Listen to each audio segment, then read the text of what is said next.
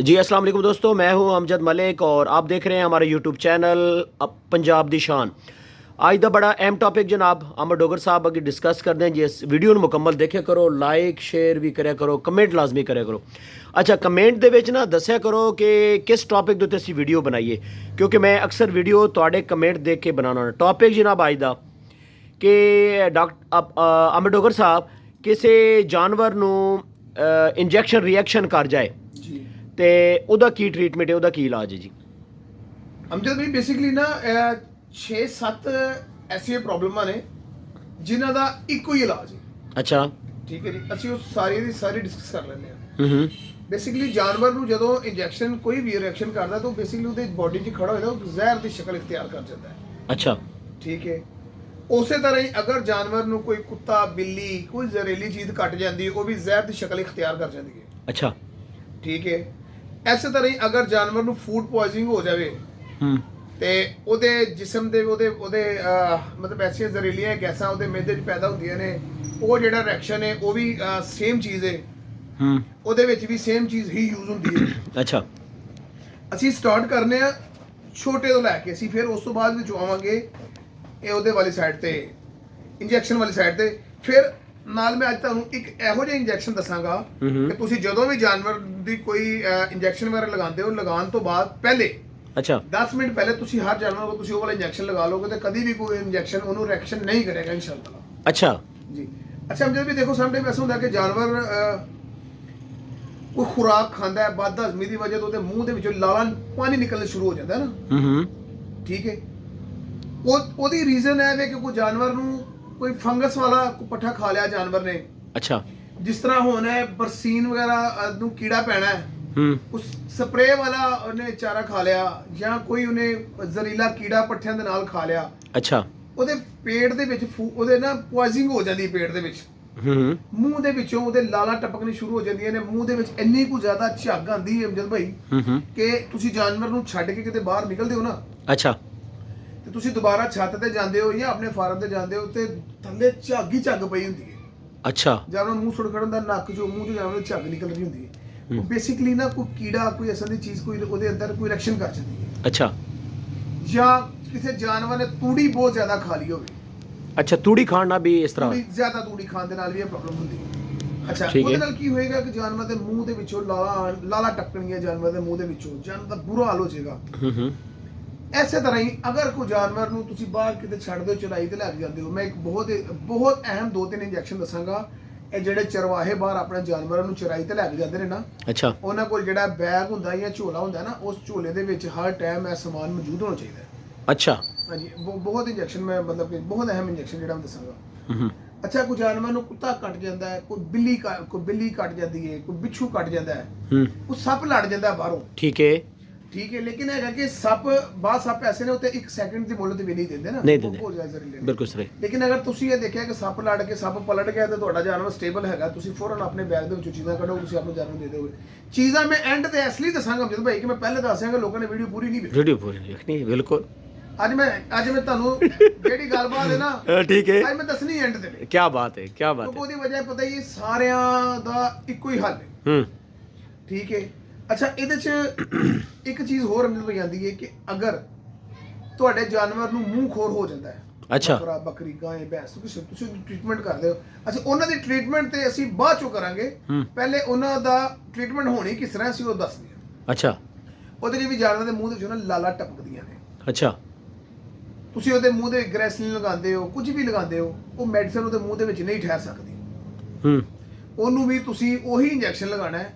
ਅੱਛਾ, ਉਹ ਇੰਜੈਕਸ਼ਨ ਲਗਾਉਣ ਤੋਂ ਬਾਅਦ ਵਿੱਚੋਂ ਤੁਸੀਂ ਜਾਨਵਰ ਦੀ ਟ੍ਰੀਟਮੈਂਟ ਕਰੋਗੇ ਨਾ, ਤੇ ਅਲਹਮਦੁਲਿਲਾ ਜਾਨਵਰ ਦੇ ਮੂੰਹ ਦੇ ਵਿੱਚ ਲੱਗੀ ਦਵਾਈ ਵੀ ਰਹੇਗੀ ਤੇ ਜਾਨਵਰ ਨੂੰ ਫਾਇਦਾਮੰਦ ਵੀ ਹੋਵੇਗਾ। ਕੀ ਬਾਤ ਹੈ ਅਮਜਦ ਭਾਈ, ਇਹਦਾ ਜਿਹੜਾ ਆਲਟਰਨੇਟ ਨੇਮ ਹੈ ਨਾ, ਉਹ ਹੈਗਾ ਜੇ life saving drug. Life saving drug ਯਾਨੀ ਜ਼ਿੰਦਗੀ ਬਚਾਉਣ ਵਾਲੀ ਅਦਵਿਆਤ। ਠੀਕ ਹੈ, ਠੀਕ ਹੈ। ਉਸ ਤੋਂ ਬਗੈਰ ਯਾਨੀ ਕਿ ਤੁਸੀਂ ਕਹਿ ਲਓ ਫਾਰਮ ਦੀ ਬੇਸਿਕ ਨੀਡ ਹੈ ਉਹ। ਅੱਛਾ ਅਮਜਦ ਭਾਈ, ਉਹ ਇੱਕੋ ਇੰਜੈਕਸ਼ਨ, ਉਹਦਾ ਨਾਮ ਹੈ ਐਟਰੋਪਿਨ। ਐਟਰੋਪਿਨ, ਹਾਂਜੀ। ਅੱਛਾ, ਹਾਂਜੀ, ਇਹ ਜਾਨਵਰ ਨੂੰ ਕਿਸੇ ਵੀ ਕਿਸਮ ਦਾ ਕੋਈ ਜ਼ਹਿਰੀਲੀ ਚੀਜ਼ ਵੱਢ ਜਾਵੇ, ਠੀਕ ਹੈ, ਬਦ ਹਜ਼ਮੀ ਦੀ ਵਜ੍ਹਾ ਤੋਂ ਜਾਨਵਰ ਦੇ ਮੂੰਹ ਦੇ ਵਿੱਚ ਲਾਲਾਂ ਟਪਕਣ, ਠੀਕ ਹੈ, ਮੂੰਹ ਖੋਰ ਦੀ ਵਜ੍ਹਾ ਤੋਂ ਜਾਨਵਰ ਦੇ ਮੂੰਹ ਦੇ ਵਿੱਚ ਲਾਲਾ ਟਪਕਣ, ਅੱਛਾ 3 ਇੰਜੈਕਸ਼ਨ ਹੁੰਦੇ ਤਾਂ ਭਈ ਇਹਦੇ ਚ ਯੂਜ਼ ਹੁੰਦੇ ਨੇ।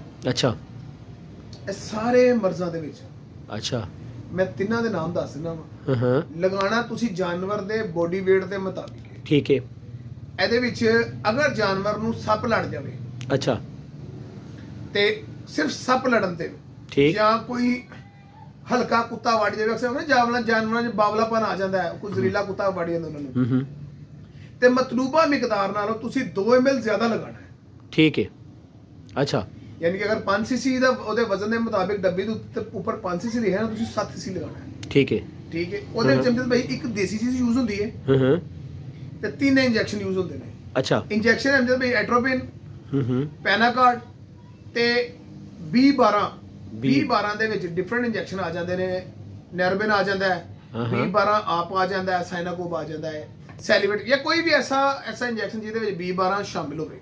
ਠੀਕ ਹੈ ਠੀਕ ਹੈ, ਫਿਰ ਉਸ ਤੋਂ ਬਾਅਦ ਜੋ ਜਿਹੜੇ ਜਾਨਵਰ ਦੇ ਮੂੰਹ ਦੇ ਵਿੱਚੋਂ ਝੱਗ ਬਹੁਤ ਜ਼ਿਆਦਾ ਨਿਕਲ ਰਹੀ ਹੋਵੇ, ਹੂੰ ਇੰਜੈਕਸ਼ਨ ਉਹਨੂੰ ਇਹੀ ਲੱਗਣਗੇ, ਲੇਕਿਨ ਇੰਜੈਕਸ਼ਨ ਲੈਣ ਜਾਣ ਤੋਂ ਪਹਿਲੇ ਉਹਦੀ ਤੁਸੀਂ ਕੋਈ ਟ੍ਰੀਟਮੈਂਟ ਕਰਨੀ ਹੈ। ਠੀਕ ਹੈ ਤੁਸੀਂ ਕੀ ਕਰਨਾ ਹੈ ਕਿ ਜਾਨਵਰ ਦੇ ਬੋਡੀ weight ਦੇ ਮੁਤਾਬਿਕ, ਅਗਰ ਤੁਹਾਡਾ ਮੈਂ ਵਜ਼ਨ ਦਾ 100 kg ਦੇ ਦੱਸ ਰਿਹਾ ਹਾਂ ਮੈਂ, ਹੂੰ ਕਿਉਂਕਿ ਅਕਸਰ ਲੋਕਾਂ ਦਾ ਇਹ ਸਵਾਲ ਹੁੰਦਾ ਜੀ ਤੁਸੀਂ ਚੀਜ਼ ਦੱਸ ਦਿੰਦੇ ਹੋ, ਵਜ਼ਨ ਨਹੀਂ ਦੱਸਦੇ। ਵਜ਼ਨ ਨਹੀਂ ਦੱਸਦਾ ਅਮਜਦ ਭਾਈ 100 kg ਨੂੰ ਤੁਸੀਂ 50 ਗ੍ਰਾਮ ਮੱਖਣ ਲੈਣਾ ਹੈ। ਅੱਛਾ ਮੱਖਣ ਲੈ ਕੇ ਹੂੰ ਤੇ ਉਹਨੂੰ ਜਿਹੜਾ ਤੁਸੀਂ ਹਲਦੀ ਦੇ ਵਿੱਚ ਅੱਛਾ ਲੋਡ-ਪੋਡ ਕਰ ਲੈਣਾ ਹੈ। ਠੀਕ ਹੈ ਦੇਸੀ ਹਲਦੀ ਦੇ ਵਿੱਚ ਤੁਸੀਂ ਉਹਨੂੰ ਲੋਡ-ਪੋਡ ਕਰ ਲੈਣਾ ਜੀ ਜੀ ਜਾਂ ਤੁਸੀਂ ਉਹਦੀ ਗੁੰਨ ਲੈਣਾ ਉਹਨੂੰ। ਠੀਕ ਹੈ ਗੁੰਨ ਕੇ ਤੁਹਾਡੇ ਜਾਨਵਰ ਦੇ ਮੂੰਹ ਦੇ ਵਿੱਚੋਂ ਲਾਲਾਂ ਟਪਕ ਰਹੀਆਂ ਨੇ, ਝੱਗ ਆ ਰਹੀ ਹੈ, ਹੂੰ ਤੁਸੀਂ ਆਪਣੇ ਜਾਨਵਰ ਨੂੰ ਇਹ ਖਵਾ ਦੇਣਾ ਹੈ। ਜਿਹੜੇ ਜਾਨਵਰ ਨੇ ਜ਼ਹਿਰੀਲਾ ਪੱਠਾ ਖਾਧਾ ਹੋਏਗਾ, ਜ਼ਹਿਰੀਲਾ ਕੀੜਾ ਖਾ ਗਿਆ ਹੋਏਗਾ, ਕੋਈ ਸਪਰੇਅ ਵਾਲਾ ਪੱਠਾ ਜਾਂ ਇਸ ਜ਼ਹਿਰ ਵਾਲੀ ਕੋਈ ਚੀਜ਼ ਉਹਦੇ ਮਿਹਦੇ 'ਚ ਗਈ ਹੈ ਤੇ ਅੱਛਾ ਮੈਂ ਜਾਨਵਰ ਦਾ ਹਿੱਟ ਕਰਨ ਦੀ ਗੱਲ ਨਹੀਂ ਸੁਣਾ ਰਿਹਾ, ਕੋਈ ਬਿੱਛੂ ਜੰਗ ਨਹੀਂ।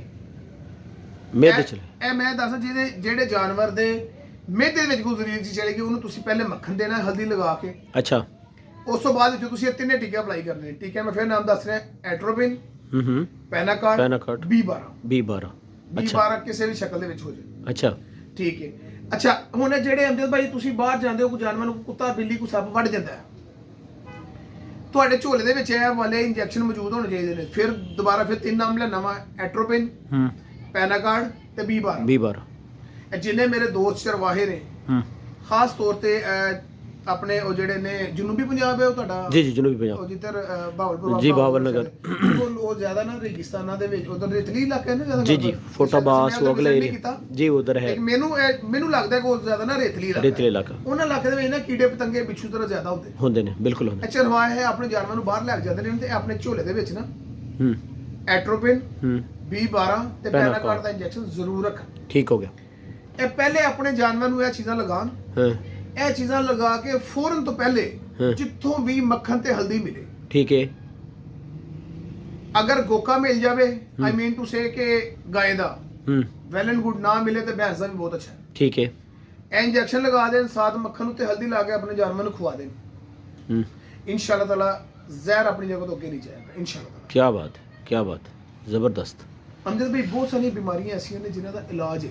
ਹੂੰ ਯਕੀਨ ਕਰੋਗੇ ਬੜਾ ਦਿਲ ਕਰਦਾ ਹੈ ਕਿ ਨਾ ਦੋਸਤਾਂ ਦੇ ਅੱਗੇ ਖੁੱਲੀ ਕਿਤਾਬ ਬਣ ਜਾਏਗੀ, ਹੂੰ ਲੇਕਿਨ ਇਹ ਵਿੱਚ ਕੁਝ ਐਸੇ ਅਲ ਹਜ਼ਰਤ ਨੇ, ਤੁਸੀਂ ਮੈਨੂੰ ਪਤਾ ਹੈ ਕਮੈਂਟ ਸੇ 1-2 ਦਫਾ ਉਹ ਭਜਵਾਏ ਨੇ ਸਕਰੀਨ। ਜੀ ਜੀ ਬਿਲਕੁਲ ਯਕੀਨ ਕਰੋ ਫਿਰ ਦਿਲ ਖਟਾ ਹੋ ਜਾਂਦਾ ਹੈ। ਬਿਲਕੁਲ ਉਹ ਕਰਦੇ ਰਹਿਣ ਜੀ। ਉਹ ਜਿਸ ਮੈਨੂੰ ਇੱਕ ਬੰਦੇ ਨੇ ਕਿਹਾ, ਉਹਨੇ ਕਿਹਾ ਮਲਿਕ ਸਾਹਿਬ ਤੁਸੀਂ ਟਰੈਵਲ ਕਰਦੇ ਪਏ ਹੋ ਤੇ ਰਸਤੇ 'ਚ ਅਲਫਾਜ਼ ਬੜਾ ਮੇਰਾ ਖਿਆਲ ਹੈ ਇਸ ਤਰ੍ਹਾਂ ਨਹੀਂ ਕਰਨਾ, ਜੇ ਕੁੱਤੇ ਭੌਂਕਦੇ ਨੇ ਬੰਦੇ ਫਿਰ ਹੁਣ ਵਾਪਸ ਨਹੀਂ ਆਉਂਦੇ ਨਾ, ਉਹਨਾਂ ਦਾ ਆਪਣਾ ਸਫ਼ਰ ਜਾਰੀ ਰੱਖਣਾ ਦਾ ਸਾਈਡ ਤੋਂ ਹੋ ਕੇ ਨਿਕਲ ਜਾਂਦੇ ਨੇ। ਤੇ ਇਹ ਲੋਕ ਸਾਡੇ ਰਸਤੇ 'ਚ ਵੀ ਬੜੇ ਨੇ ਜੀ। ਅੰਦਰ ਵੀ ਅੱਲਾ ਜਾਣਦਾ ਜੇ ਤੇ ਹਕੀਕਤ ਗੱਲ ਹੈ।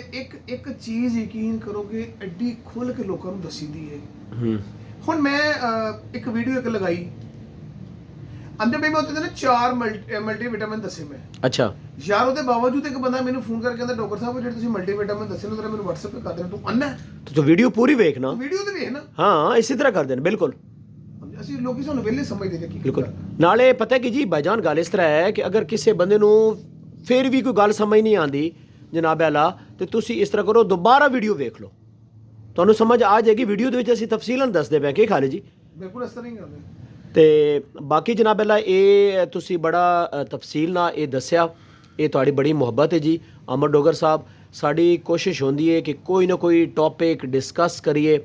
ਯਕੀਨ ਕਰੋ ਜੀ ਦੋਸਤੋ, ਗੱਲ ਇਸ ਤਰ੍ਹਾਂ ਹੈ ਕਿ ਅਸੀਂ ਕੰਮ ਕਰ ਰਹੇ ਹਾਂ ਸਦਕਾ ਜਾਰੀਆ ਸਮਝ ਕੇ, ਕਿਸੇ ਹੈਵਾਨ ਦੀ ਜਾਨ ਬਚ ਜਾਏ, ਹਾਂਜੀ, ਤੇ ਇਸ ਤੋਂ ਵੱਧ ਕੇ ਅਮਰ ਡੋਗਰ ਸਾਹਿਬ ਹੋਰ ਕੋਈ ਚੀਜ਼ ਨਹੀਂ। ਕੋਈ ਚੀਜ਼ ਨਹੀਂ ਤੇ ਇਨਸ਼ਾਅੱਲਾ ਮਿਲਦੇ ਹਾਂ ਨੈਕਸਟ ਖੂਬਸੂਰਤ ਜਿਹੇ ਟੌਪਿਕ ਨਾਲ। ਅਮਰ ਡੋਗਰ ਸਾਹਿਬ ਆਪਣਾ ਕੰਟੈਕਟ ਨੰਬਰ ਬੋਲ ਦਿਓ ਜ਼ਰਾ। ਰਹਿਣ ਦਿਓ। ਰਹਿਣ ਦਿਓ ਜੀ। ਅਮਰ ਡੋਗਰ ਸਾਹਿਬ ਕਹਿ ਰਹੇ ਨੇ ਜੀ ਬਾਈ ਜੀ ਵੀਡੀਓ ਵੇਖੋ, ਵੀਡੀਓ ਦੇ ਵਿੱਚ ਸਾਰੀ ਗੱਲ ਦੱਸ ਦਿੱਤੀ। ਕੰਟੈਕਟ ਚੱਲਦਾ ਪਿਆ ਮੇਰੇ ਭਾਈ, ਤਾਂ ਤੁਸੀਂ ਇਹਨਾਂ ਕੋਲੋਂ WhatsApp ਕਰਵਾ ਲੈਣਾ। ਯਕੀਨ ਕਰੋਗੇ ਸੋਨ ਨਹੀਂ ਜੇ ਮੈਂ ਸਮਝ ਗਿਆ ਤੁਹਾਡੀ ਗੱਲ। ਹਕੀਕਤ ਕੰਟੈਕਟ ਨੰਬਰ ਕੋਈ ਨਹੀਂ ਭਾਈਜਾਨ, ਵੀਡੀਓ ਦੇ ਵਿੱਚ ਤੁਸੀਂ ਤਫਸੀਲ ਨਾਲ ਜਨਾਬ ਅੱਲਾ ਇੱਕ ਦफ़ਾ नहीं समझ आई तो दूजी दफ़ा जनाब देख लो। मिलते हैं नेक्स्ट खूबसूरत वीडियो ना। वीडियो अच्छी लगे लाइक शेयर ज़रूर करना। अल्लाह हाफिज़।